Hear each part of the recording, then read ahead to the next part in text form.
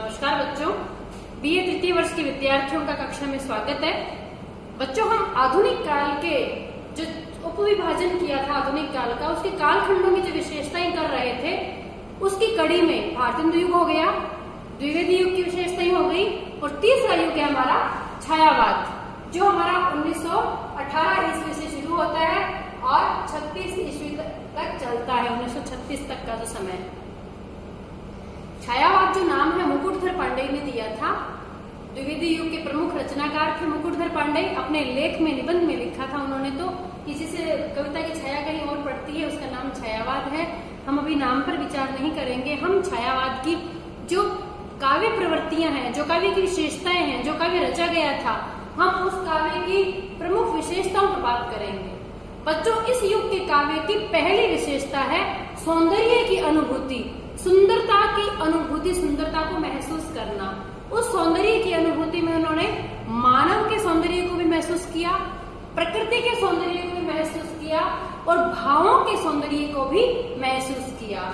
इस सौंदर्य को लेकर आपने जो रचना की है उसमें देखिए आप, जयशंकर प्रसाद ने कामायनी के अंदर लिखते हैं, नील परिधान बीच सुकुमार, खुल रहा मृदुल अध खुला अंग। वहां श्रद्धा के सौंदर्य का चित्रण है और बहुत ही सधा हुआ और बहुत ही सुंदर तरीके से केवल और केवल सौंदर्य का चित्रण है। उसमें कहीं मांसलता नहीं है, कहीं पर भी वासना की गंध नहीं है। बहुत सुंदर तरीके से सौंदर्य का चित्रण इन्होंने किया है। दूसरा जो विशेषता है छायावाद की, प्रेम का निरूपण। Love is God, God is love, प्रेम ही तो सब कुछ है। उस प्रेम का जो वर्णन किया है, चित्रण किया है, वो छायावाद के सभी कवियों ने किया है। जिसमें प्रमुख कवि कौन है? जयशंकर प्रसाद है, सुमित्रा नंदन पंत है, सूर्यकांत त्रिपाठी निराला है, महादेव वर्मा है, रामकुमार वर्मा है। ये छायावाद के प्रमुख कवि और कवयित्रियां हैं।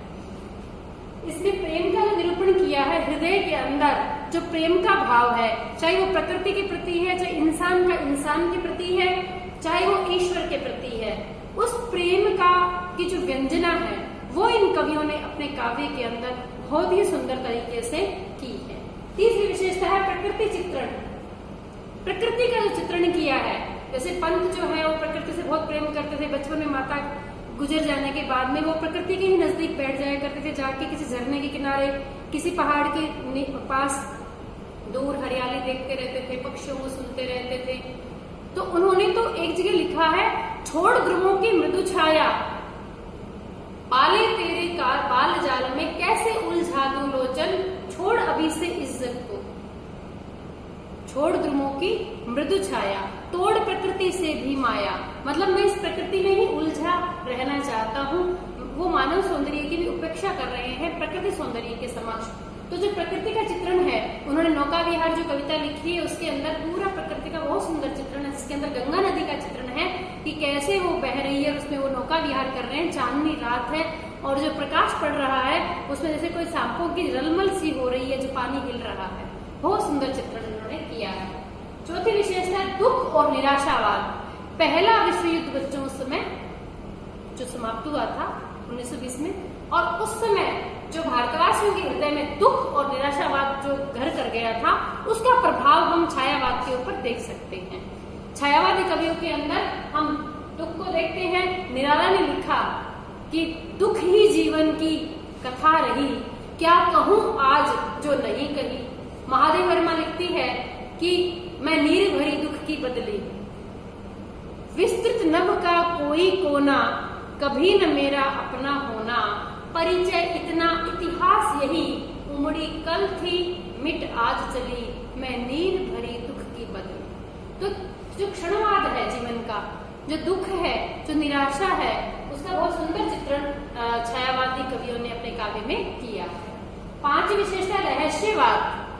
बच्चों, जो चीज हमारे सामने राज है, पर्दा है, जो साफ नजर नहीं आती, हम उसे रहस्य कहते हैं। यानी उस परमात्मा तत्व के प्रति जब कोई व्यक्ति बात करता है, क्योंकि वो अदृश्य है, वो नजर नहीं आता, जैसे हवा, हम हवा को महसूस कर सकते हैं लेकिन नजर नहीं आती, तो ठीक वैसे ही उस परमात्मा को हम चरम चक्षुओं से नहीं देख सकते, महसूस कर सकते हैं।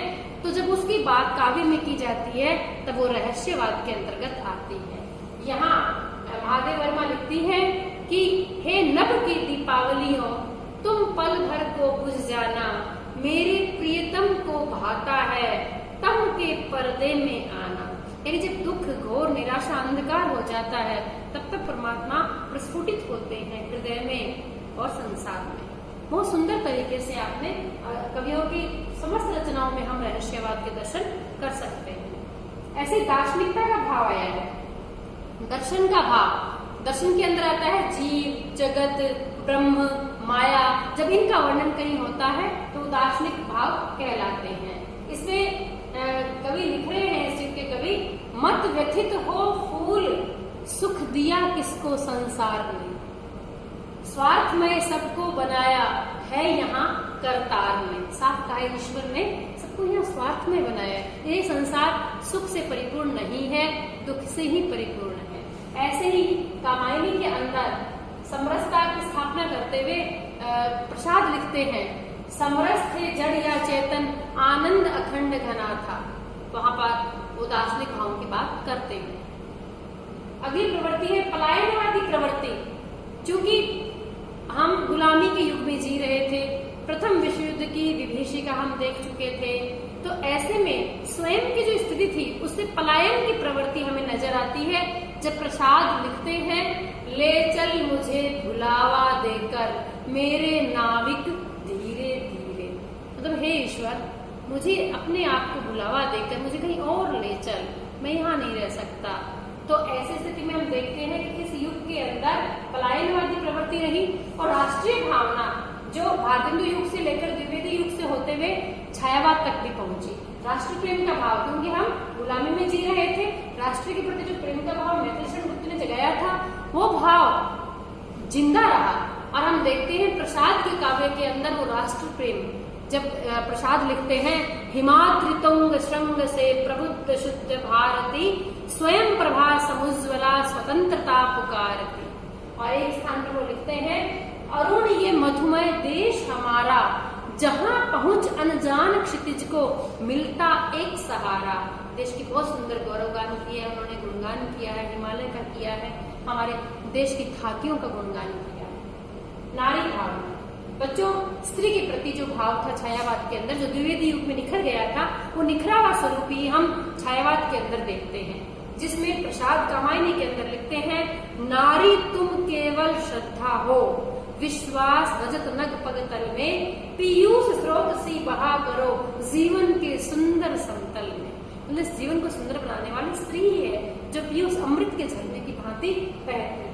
मानवतावाद, इस युग के कवियों ने मानवीय भावों का की स्थापना की, मानवतावाद की स्थापना की, जिसमें कामायनी का एक उदाहरण ले सकते हैं, जिसमें प्रसाद कहते हैं, ज्ञान दूर कुछ क्रिया भिन्न है, इच्छा क्यों पूरी हो मन की, एक दूसरे से मिल न सके, यही विडंबना है जीवन की।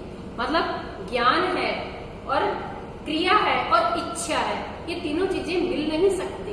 इच्छा है यानी ज्ञान नहीं है तो उस चीज की इच्छा की गई है, या उसकी क्रिया नहीं हुई है, तो ये तीनों चीजें आपस में नहीं मिलती, यानी व्यक्ति की जीवन की इच्छाएं कामनाएं पूर्ण नहीं होती है, और यही मनुष्यता है, यही मानववाद है।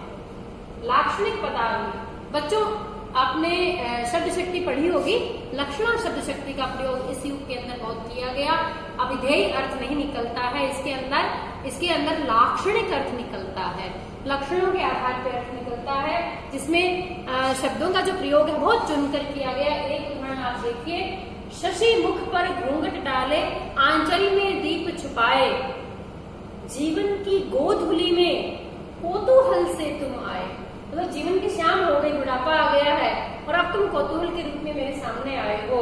चंद्रमा जैसे मुख पर घूंघट डालकर, आंचल में अपने दीपक को छुपाकर, यानी उस ज्ञान को छुपाकर, अब जब जीवन की संध्या ढलने वाली है, ऐसे समय में हमारे जीवन में आए हो, यह लाक्षणिक पदावली का प्रयोग हुआ है।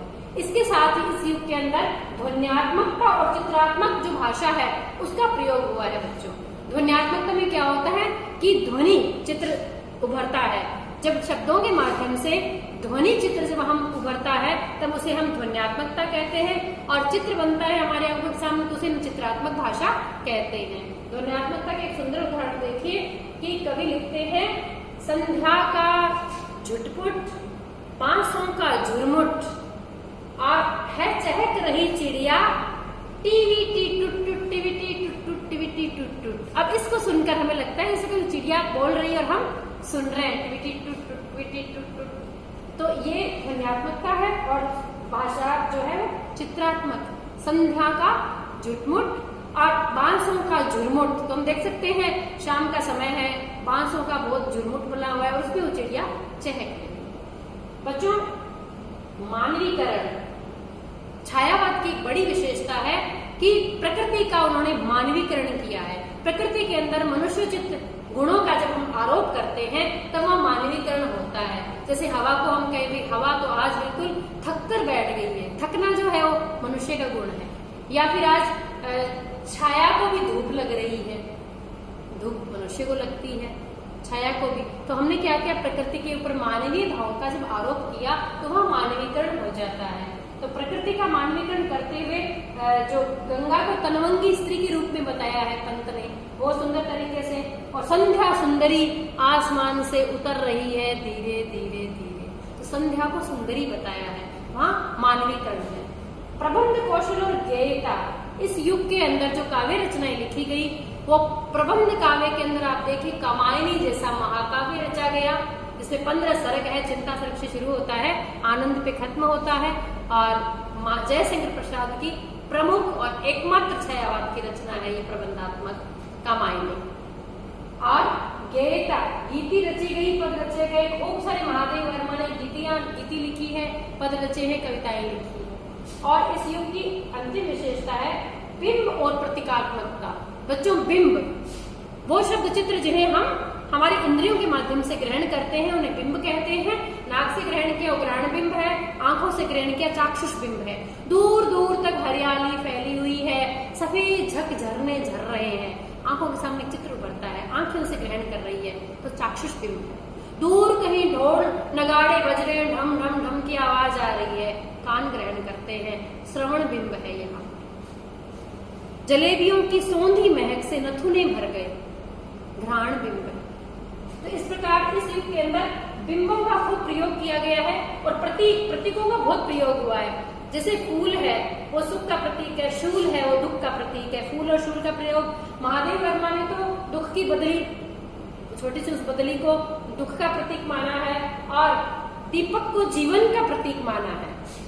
मधुर मधुर मेरे दीपक जल, प्रतिदिन प्रतिक्षण प्रतिपल प्रीतम का पथ आलोकित कर, मधुर मधुर मेरे दीपक जल। दीपक को बाकायदा जीवन की शरीर की संज्ञा दी है, प्रतीक माना है उन्होंने। इस युग के अंदर जो भाषा है उसमें प्रतीक और बिंबों का भी खूब प्रयोग हुआ है।